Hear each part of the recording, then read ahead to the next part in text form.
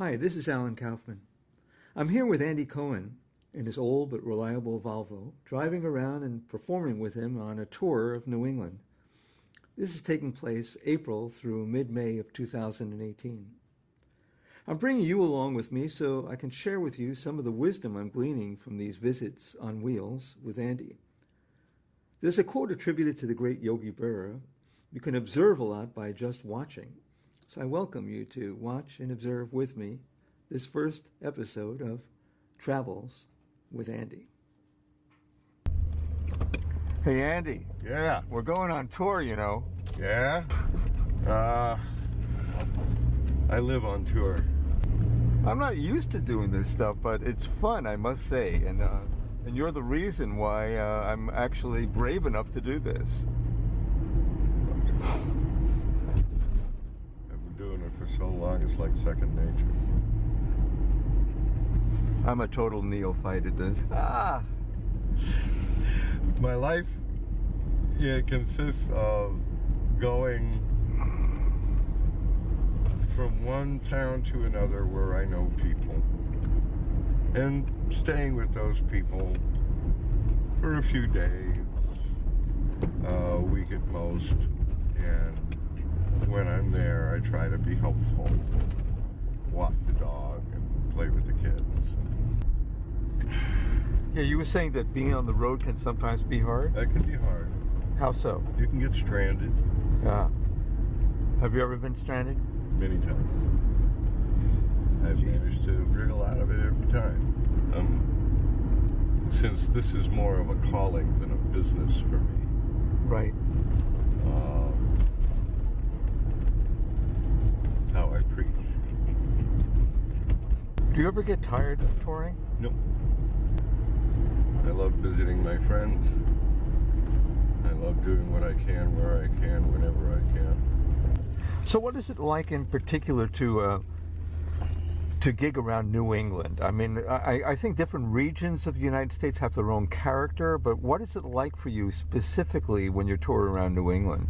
Well, it's nostalgic. I mean, the fundamental reason I do this is to visit my friends. You know, I have friends and family in New England because I grew up here. I grew up in Sharon, Massachusetts. Right. Moved out to Illinois, moved to University of Illinois, then Chicago, then Detroit, then Ann Arbor, then Saratoga, then Cullowhee, North Carolina, then Kent, Ohio, and then Memphis. Are the audiences different in New England than Not fundamentally. Not fundamentally. Okay. Not fundamentally.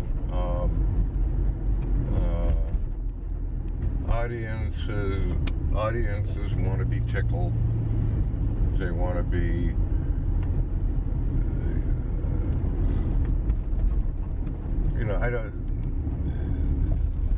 I have a general plan for the kind of sets I do. I play guitar authoritatively. You sure do. Even if not always perfectly. And so my technique is to come out and knock them over the head a couple of times and then tickle them. Right, yeah. And then play a sad song. And then, by then, they're willing, I am self-assured that they will listen to the rest of what I want to do. Right. So my goal for any given audience is to bring them to the point where I can do K-Row blues and get away with it. And if I can do that, if I can get them to trust me, to listen to me, talk about Blind Blake and Gary Davis and all them guys, and then start talking about the Mississippi guys. And if it was hard in the Carolinas, it was twice as hard as in Mississippi. Right. And then I play some of the Mississippi blues, and if I can get them to K-Row blues, which is a very weird, spooky. I love the way you do K-Row blues. Oh, I wish I could do it right. I like the way Martin does it better. Martin gets it note for note. Nice. and Colin Linden gets it note for note. Spencer Bourne, Henry Townsend, when he was alive, played it. So I have a question to ask you.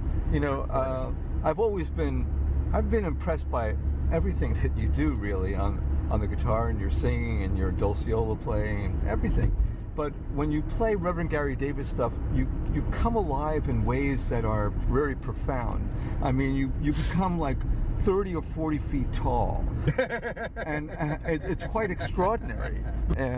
So what is it about Reverend Gary Davis stuff that really affects you in that very strong and profound way? It's gymnastic and it's aerobic, and in order to fully do it, when you do it, you have to believe it, which is something of a trick for Jewish agnostic.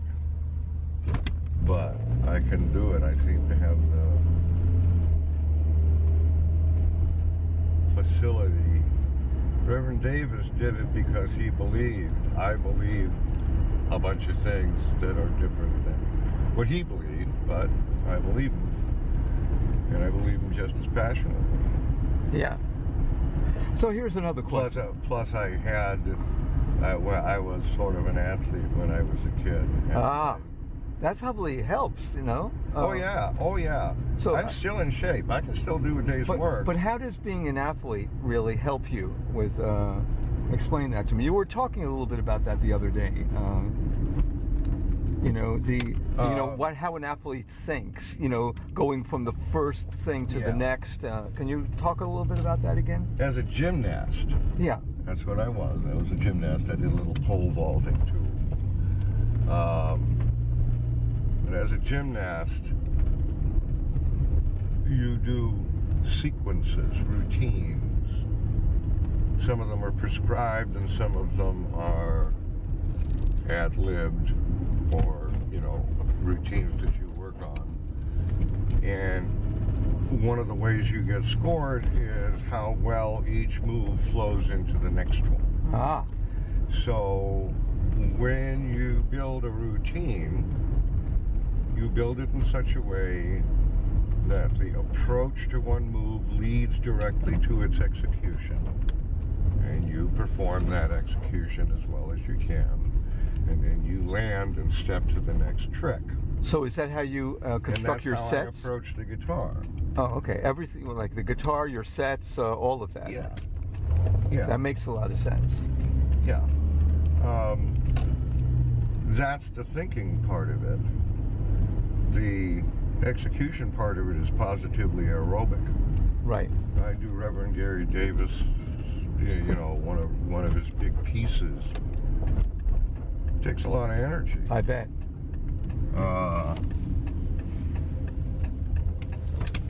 And I'm kind of proud that I can still do all that. I know, it is extraordinary. Playing the guitar doesn't take a lot of energy, but singing along with playing the guitar at that intensity So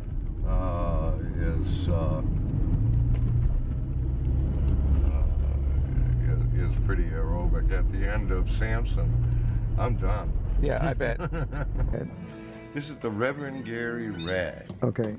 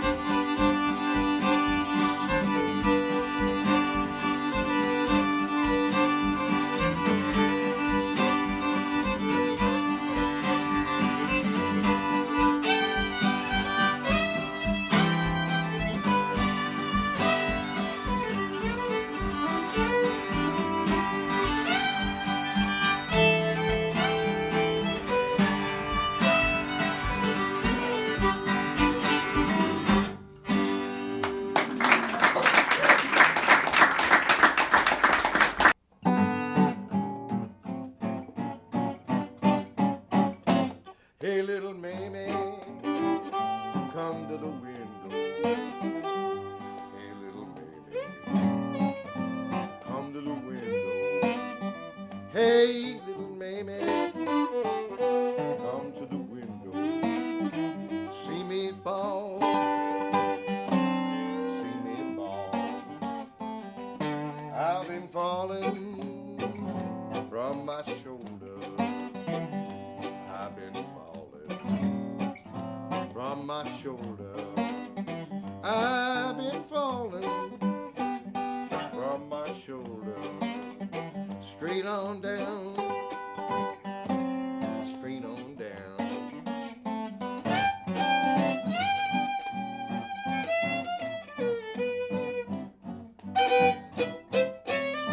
Oh, spirit of Howard Armstrong, be with us now.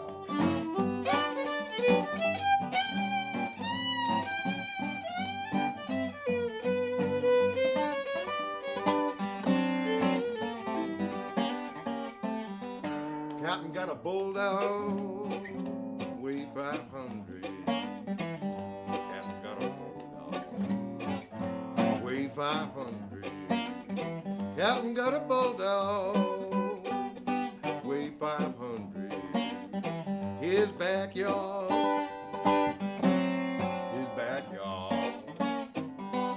when he growls, roll like thunder.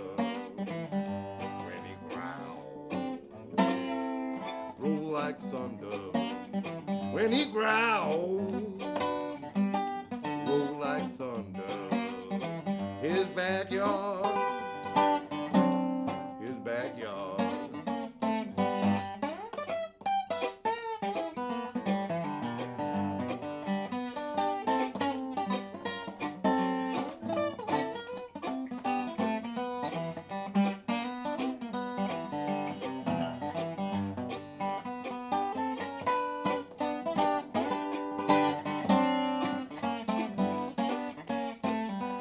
Hey, little Mamie, when you're coming over. Hey, little Mamie, when you're coming over. Hey, little Mamie, when you're coming over. Next payday,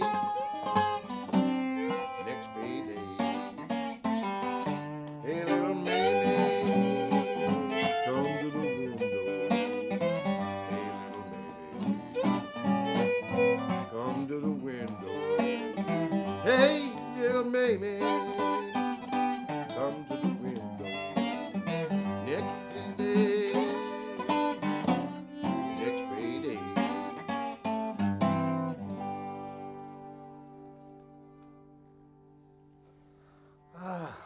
Now I can breathe. Yeah.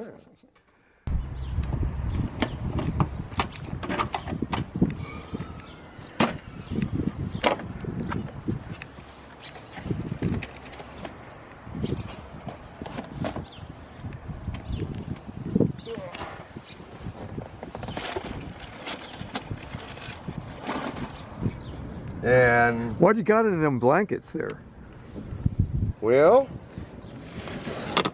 I got this. That looks familiar.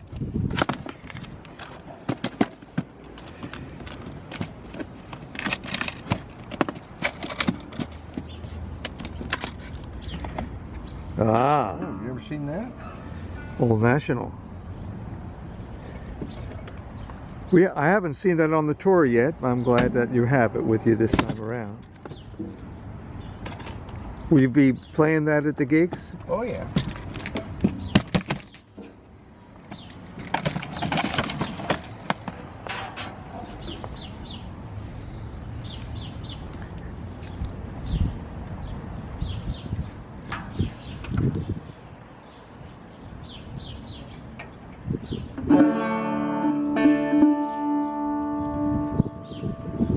Show you when I stole off of Martin.